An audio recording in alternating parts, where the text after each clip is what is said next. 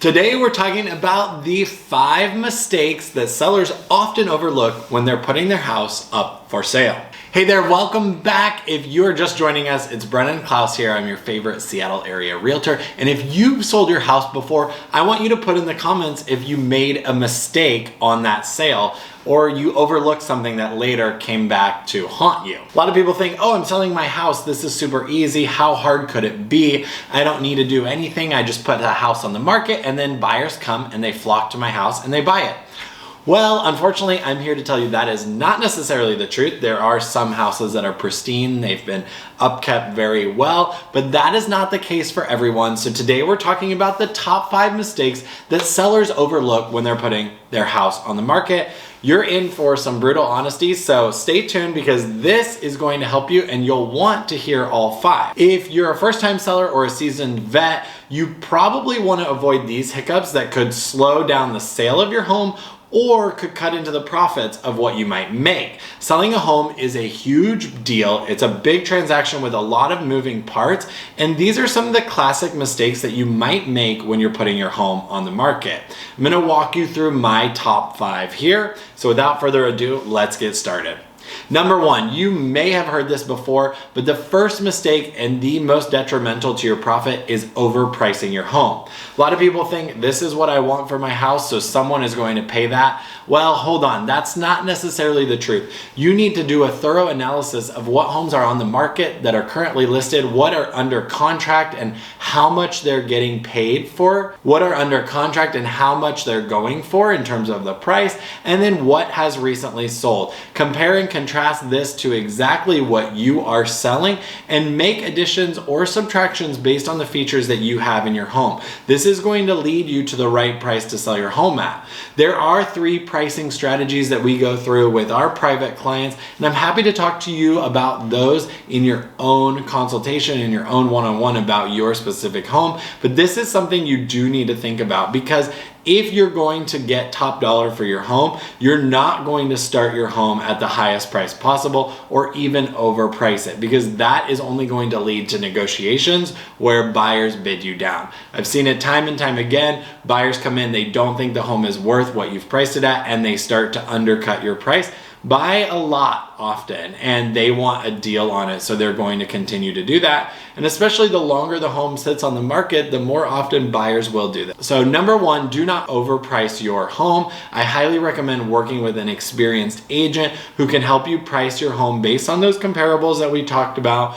And that well-priced home is going to attract the largest number of buyers to your home. It could potentially even lead to multiple buyers making a bid on your home and ultimately boosting up your final sales price. So do not overprice your home. This is the biggest mistake that you will want to avoid when you're selling your home because it doesn't look well maintained from the exterior. This can be a huge turnoff to buyers. You have to think about someone especially buying their first home, but also buying a home that's a busy professional. They don't want to have a landscaper come day 1 and start to clean up your home or paint the exterior of your home. Those are just dollars adding up in their head. That's not something that they're going to want to do right off the bat. So you need to keep this in mind. Simple updates like the fresh landscaping, a clean driveway, coat of paint on the front door, those make huge differences in the buyer's mind. They get a better impression, a better feeling of how well you've cared for the home when they drive up and see that. So even if your home is not that wow factor, do a little bit of work to make it at least look presentable and at least look like you've cared for the home and maintained it over time. The buyers are going to be more impressed if you do that. Now, number 3, you've heard me talk about this before if you've been following along. Number 3 is not staging your home.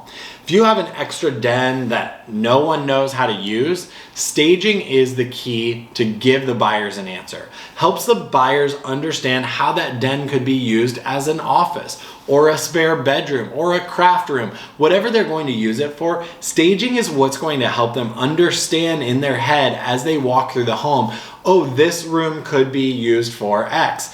That's really important because if a buyer cannot see themselves utilizing every square foot of the home in the right way, it's not going to be as appealing to them. In addition, if you have all of your family photos out all over the house, that's not going to be appealing to the buyer because they're going to be distracted by what your family looks like, what you're doing. They're not going to be envisioning themselves in the home. The number one way buyers fall in love with a home is to envision themselves in that home and see what they could do with the space.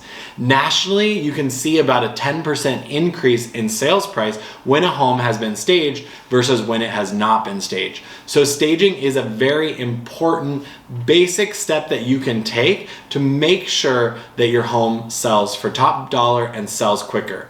Even basic stuff like adding neutral decor or rearranging the furniture to make a room look bigger and better used can be really important to the sale of your home. I'm not saying you have to go all out. You can simply coordinate the color of the pillows. You can move the couch off of the wall to make the living room look bigger and more spacious. You can declutter.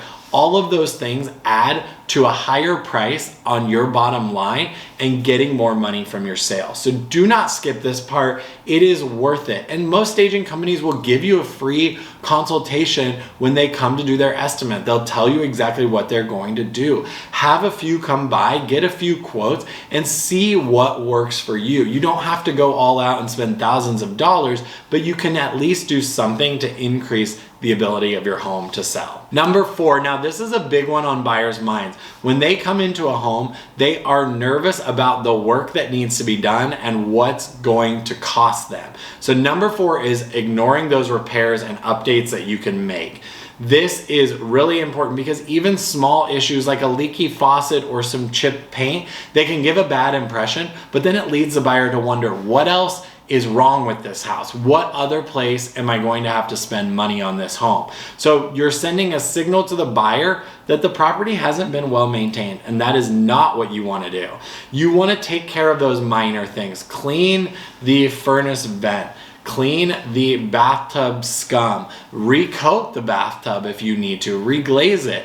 If you need to paint the walls of your stairwell where everyone has rubbed their hands along, that's going to give the buyers a better first impression, and it's going to make them feel like you have maintained the house overall. Just like that curb appeal, this is super important because you don't want the buyers walking through to think that you've ignored maintenance on the property, because that brings the price down in their opinion, and it might drive them away from the property altogether. Last but certainly not least, number 5, limiting the accessibility to your buyers.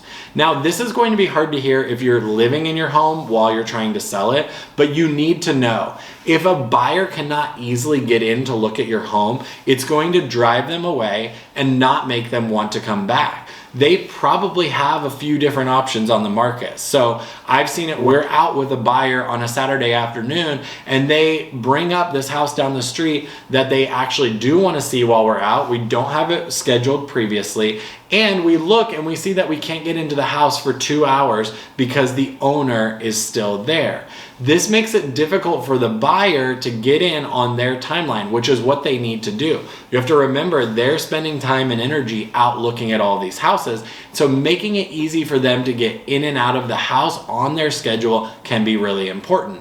For clients that we've worked with where they're living in the home, sometimes what we'll do is the first few weeks on the market, we'll set hours that we plan that they're going to be away from the home. So Saturday, Sunday, if they can be away for the afternoon, we can put those notes in so that agents know they can take their buyer by at any time in the afternoon or evenings on the weekends like we talked about. That can be really beneficial and hopefully allows you as the seller create some structure around your schedule and be able to be away from the house at times you know you can.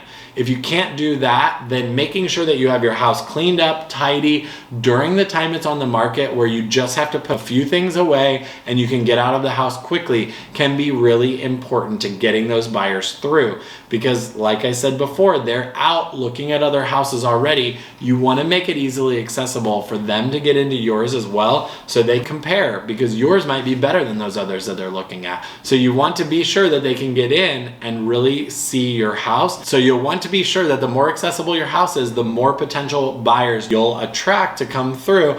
and that increases your chance of getting that great offer and even getting a better price. So there you have it, those 5 classic mistakes that we see sellers make and how you can avoid them. Avoiding these missteps can help you sell faster and for a higher price, netting your bottom dollar even more money when you walk away from that home. Considering selling your home and want to make the process as smooth as possible, reach out and let's chat. You can call, email, or text us to set up a consultation that is completely free to you. We've had people just like you watching us on YouTube who reach out and we get their homes sold for them. So reach out if you want to start that conversation. If you're thinking about selling in the next 6 to 12 months, now is the perfect time to start that initial conversation and discuss what you need to do to get your home ready. As always, thanks for tuning in. I would love if you enjoyed this video to subscribe to the channel or send it to a friend who you know is in the market of selling their home. And I'd love to see you again on the next video.